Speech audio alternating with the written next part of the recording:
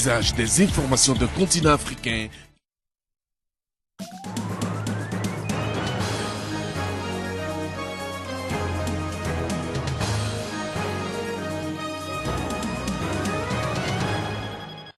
À Madagascar et après le double meurtre de 2 jeunes Français sur l'île de Sainte-Marie, 4 personnes ont été arrêtées ce dimanche. Leur lien avec ce crime n'est pour l'heure pas établi.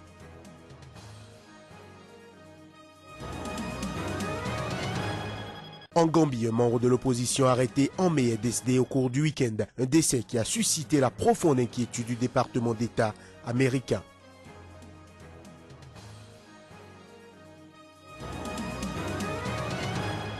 En République démocratique du Congo, climat tendu après des tirs au siège de l'UDPS qui a appelé à une grève ce mardi. Attitude contre-productive, critique le pouvoir.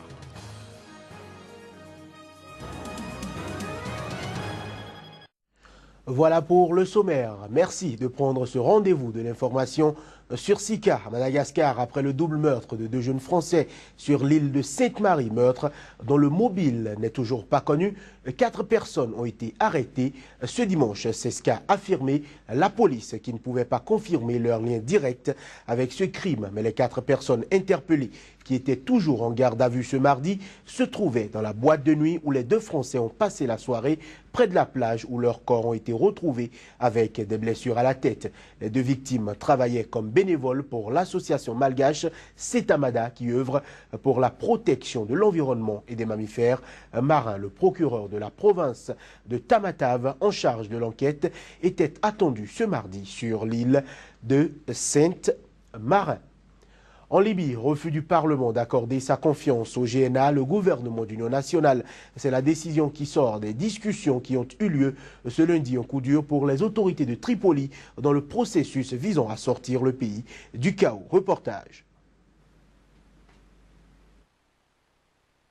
Les députés présents à la séance du Parlement ont majoritairement refusé ce lundi d'accorder leur confiance au gouvernement. Un coup dur pour les autorités de Tripoli dans le processus visant à sortir la Libye du chaos. C'est la première fois que le quorum est atteint depuis 5 mois, selon le porte-parole du Parlement, Adam Boussakra.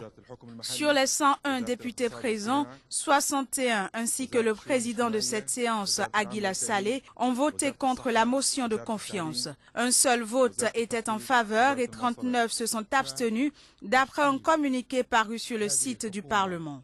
Le gouvernement d'union nationale, GNA, et la communauté internationale attendaient depuis plusieurs mois le feu vert du Parlement pour que le gouvernement d'union dispose enfin d'une légitimité. Une légitimité susceptible de l'aider à asseoir son autorité sur l'ensemble du territoire libyen. Pour entrer en fonction, le GNA devait obtenir un vote de confiance de la part du Parlement. Ce dernier avait rejeté le 25 janvier dernier une première mouture du gouvernement d'union. Basé à Tobrouk, le Parlement est reconnu par la communauté internationale, mais soutient un exécutif rival basé à Baïda, dans l'est du pays. En bref et en image, au Maroc, à l'approche des élections législatives d'octobre 2016, les autorités ont interdit tout sondage d'opinion politique. Dans un communiqué, le ministère de l'Intérieur indique qu'il est interdit de réaliser ou de publier des sondages d'opinion à caractère politique par quelque moyen que ce soit. Tout contrevenant s'expose à des poursuites judiciaires ou à des peines de mois à 1 an d'emprisonnement et une amende de 50 000 à 100 000 dirhams, soit 5 000 à 10 000 euros, ajoute le ministère. Notons que cette interdiction va prendre effet 15 jours avant le début de la campagne électorale, soit le 9 septembre toujours, selon le communiqué du ministère. Je l'annonçais en titre, en Gambie, un membre de l'opposition arrêté en mai est décédé au cours du week-end.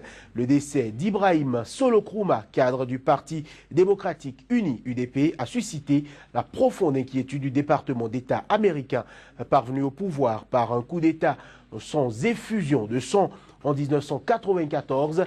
Élu en 1996, puis constamment réélu depuis, le président Yahya Jammeh dirige d'une main de fer la Gambie, petit État anglophone d'Afrique de l'Ouest enclavé dans le territoire du Sénégal. Le 6e congrès de l'Association des municipalités du Burkina Faso s'est achevé le week-end dernier. À Ouagadougou, cette rencontre des maires du Burkina a permis aux participants, d'une part, de relire les textes de l'association pour l'adapter au nouveau contexte post-insurrectionnel et d'autre part, à l'Assemblée d'élire le nouveau bureau de la MBF pour les 5 prochaines années. Un nouveau directoire de 48 membres présidé par le maire de Ouagadougou, Armand Pierre Roland Bewende. Reportage Claude Romba. 3 mois après leur élection à la tête des conseillers municipaux, les maires du Burkina veulent aller vite. Convaincus que le processus de développement à la base est un mouvement d'ensemble, leur première action, remettre la barque de l'AMBF à flot après la mise en quarantaine pendant la période de transition. Le 6e congrès de l'association était une occasion pour les 351 nouveaux édiles du Burkina de revoir le statut du maire et d'accorder leur violon avec le gouvernement pour une meilleure compréhension de la politique nationale de développement économique et social. Le congrès, en toute souveraineté, a procédé à l'élection du nouveau maire de l'AMBF, un nouveau directoire qui se veut représentatif de toutes les 13 régions du pays et de toutes les sensibilités politiques. Un pari réussi avec l'élection d'un bureau de 48 membres. Et le maire de la commune de Ouagadougou, Armand Pierre Roland Bewende, est élu maire de l'AMBF pour un mandat de 5 ans. Nous allons déjà remettre l'AMBF en route. Je pense que cela, eux-mêmes l'ont acté en faisant une résolution, en demandant un audit organisationnel et financier pour réadapter notre association à nos ambitions. Donc ça, c'est une grande mission. Nous allons redynamiser également les bureaux régionaux. Nous allons mobiliser de nouvelles ressources pour venir en aide aux communes les plus reculées. Comme on l'a dit, c'est un congrès de renaissance, donc le chantier est vaste. Aussitôt mis en place, le nouveau bureau de l'AMBF a été reçu par le président du Faso, Rochma Christian Kaboré, qui les a félicités et exhortés au travail. Par ailleurs, le président du Faso a promis d'accélérer pour faire du processus de transfert des compétences et des ressources de l'État aux collectivités locales une réalité. Au Mali, et pour les habitants de Tombouctou, leur histoire est reconstituée, ce depuis que le djihadiste Ahmed Al-Faki Al-Mahdi a demandé pardon ce lundi à son peuple en plaidant coupable. C'était à l'ouverture de son procès historique à la Cour pénale internationale. Je vous invite à suivre quelques réactions. Heureusement qu'on a vu aujourd'hui, vraiment, nous sommes très contents, nous nous sentons vraiment avec notre histoire reconstituée. Et vraiment, nous sommes très contents du fait qu'on nous a refait exactement tout ce qu'on avait perdu en ce temps de tristesse. Vraiment, on est satisfait. C'est quelque chose que vraiment, ça nous montre le moral. Nous pensons aussi demain que s'il y a eu des aides, parce que nous sommes une ville qui est vraiment enclavée. Il y a beaucoup de chômeurs. Donc nous voulons faire quelque chose, mais nous n'avons pas eu le temps de le faire. Nous voulons très bien construire Tombouctou si nous avons des moyens. Mais si nous avons eu des partenaires qui nous aident à reconstruire Tombouctou, vraiment on est satisfait. En République démocratique du Congo, le parti de l'opposant historique Étienne Tshisekedi a déclaré ce lundi qu'un calme précaire régnait au siège de son parti après des coups de feu tirés par la police pour rétablir l'ordre public. Mais pour le colonel Rombo Pierrot Mwanamputu, c'est plutôt pour y rétablir l'ordre public puisque des pneus ont été brûlés sur la voie publique.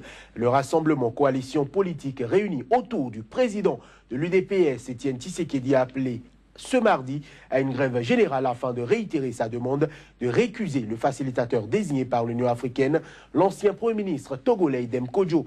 Mais pour la majorité au pouvoir, on déplore l'attitude contre-productive d'une partie de l'opposition qui a décrété une journée ville morte mardi pour manifester son refus de participer aux travaux préparatoires du dialogue national. Mesdames, Messieurs, tournée africaine du secrétaire d'État américain John Kerry, le Kenya étant le premier point d'escale. Il s'est entretenu ce lundi avec le président Uhuru Kenyatta au centre des échanges, la sécurité régionale, notamment la situation précaire au Soudan du Sud voisin. Reportage. Le secrétaire d'État américain John Kerry a foulé le sol kényan ce lundi. Il entame ainsi sa tournée africaine à Nairobi où il s'est entretenu avec le président Uhuru Kenyatta sur la sécurité dans la région, notamment la situation précaire au Soudan du Sud voisin. Après son entretien avec le président kényan, le secrétaire d'État a rencontré dans la mi-journée de lundi les ministres des Affaires étrangères du Kenya, d'Ouganda, de Somalie, du Soudan et du Soudan du Sud. Au cours d'une conférence de presse, le secrétaire d'État américain a insisté sur la nécessité de déployer une force de protection onusienne composée de troupes africaines dans la capitale du Soudan du Sud, théâtre de violents combats en juillet dernier. John Kerry et ses homologues ont également discuté de la Somalie où les islamistes radicaux Shebab continuent de semer la terreur et font peser une crainte sécuritaire majeure sur les prochaines élections générales. Les Shebab sont peut-être nés en Somalie, mais ils ne se soucient pas des frontières nationales et les terroristes sont une menace régionale, donc ils demandent une réponse régionale. Pour la suite de sa tournée africaine, John Kerry est attendu mardi et mercredi au Nigeria où il abordera la lutte contre le groupe islamiste Boko Haram. Cap à présent sur la seconde partie de cette édition, mesdames, messieurs, la revue de presse. Kolio Vilametonou, bonjour. Bonjour Johannes Toanou, bonjour également à nos amis téléspectateurs. Avec vous donc la revue de presse du jour. On démarre au Bénin où le gouvernement a à cœur la décrispation de la tension sociale. Il a rencontré à cet effet les centrales et confédérations syndicales. C'était hier lundi. Tout à fait, Johannes Toanou, et c'est la plupart des canards béninois qui sont revenus sur cette actualité, mais les trois que nous avons cités sont les plus percutants en la matière. La Nouvelle Tribune rencontre avec les responsables syndicaux, talon fait des promesses aux travailleurs bénin Web TV. Que retenir donc de la rencontre du chef de l'État avec les partenaires sociaux, écrit donc ce site de télévision en ligne 100% web, donc Bénin Web TV.